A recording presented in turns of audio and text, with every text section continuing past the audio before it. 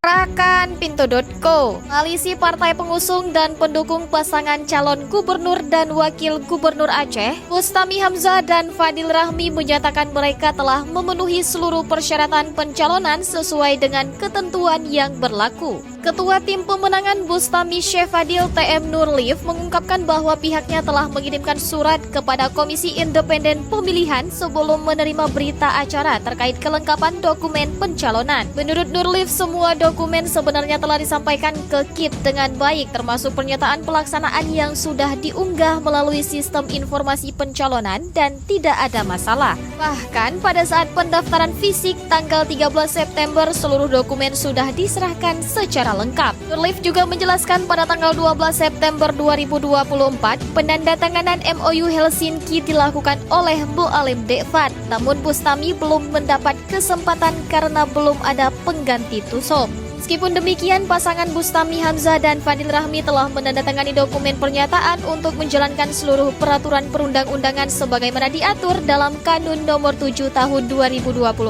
yang merupakan perubahan dari Kanun Nomor 12 Tahun 2016.